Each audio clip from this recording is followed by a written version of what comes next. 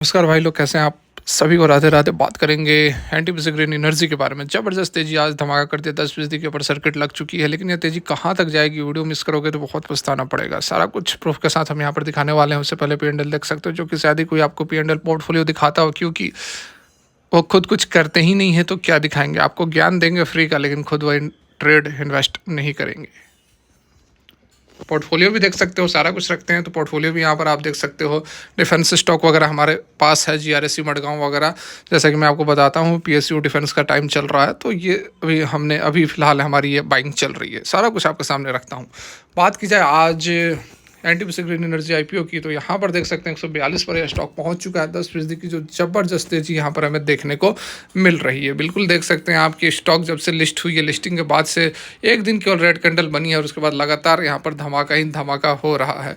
लेकिन तेजी तो अच्छी है, सभी लोग यहाँ पर बाइंग करेंगे, सभी लोग यहाँ पर पोजीशन बनाने की कोशिश करेंगे। कोई भी यहाँ पर सेलिंग ऑर्डर फिलहाल है नहीं, सारा का सारा बाइंग ऑर्डर लगा हुआ है। इंट्राडे की भी बात करोगे तो देख सकते हो आपकी सुबह का आधा घंटा मुश्किल से यहाँ पर ट्रेडिंग हुई होगी। 9:45 एग्जैक्टली आधे घंटे के बाद यहाँ पर अपर सर्किट लग गई है। बहुत ज़्यादा वॉल्यूम्स है यहाँ पर, बहुत ज़्यादा वॉल्यूम्स, मतलब कि बाइंग ऑर्डर्स बहुत ज़्यादा लगे हुए हैं और सेलिंग ऑर्डर्स एक भी नहीं है।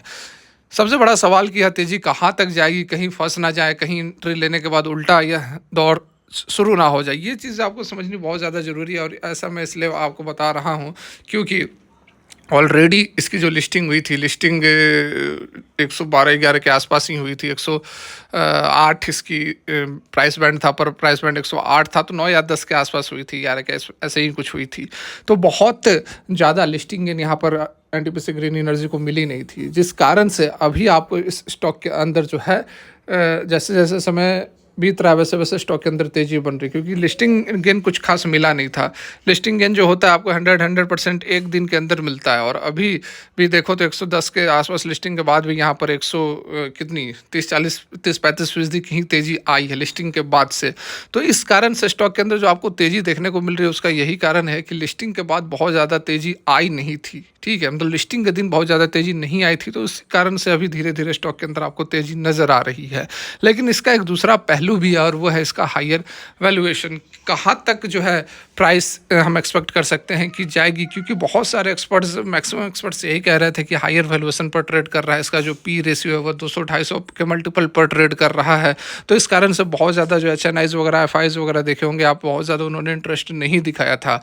कारण यही था हायर वैल्यूएशन। लेकिन अभी जो आप तेज़ी देख रहे हैं, ये एक ट्रेंड होता है कि जो भी IPO आता है उस ज़बरदस्त यहाँ पर तेज़ी दिखाती है, ज़बरदस्त रिटर्न देता है।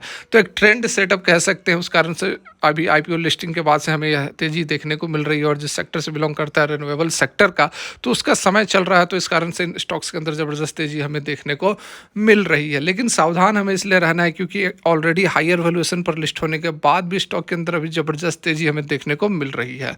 तो हमारा जो प्रॉफिट है वो कहीं चला ना जाए, उसको सिक्योर करना बहुत ज़्यादा ज़रूरी है। तो अभी हम इस वीडियो में देखने वाले हैं, समझने वाले हैं कि कहाँ पर आपको प्रॉफिट बुक कर लेना चाहिए।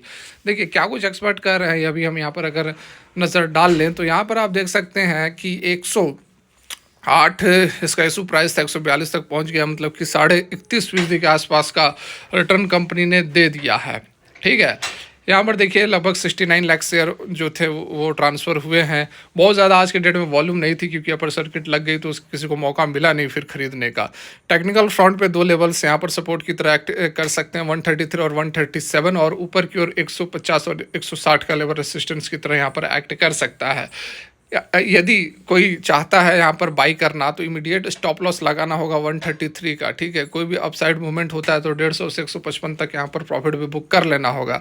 As a chart history is short, so one should pay it accordingly. Arpit Beriwal, manager director जो भी मोतीलाल ओसवाल के हैं, क्योंकि चार्ट बहुत ज़्यादा है नहीं, 4-5 दिन पुराना ही यहाँ पर यह ग्राफ है, तो इस कारण से बहुत ज़्यादा उधर से हमें कुछ डाटा मिल नहीं रहा है।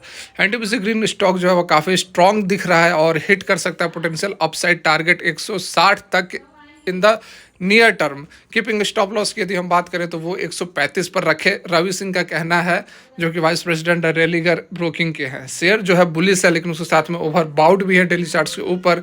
ठीक है, ओवर बाउट भी है, बिल्कुल ओवर बाउट है।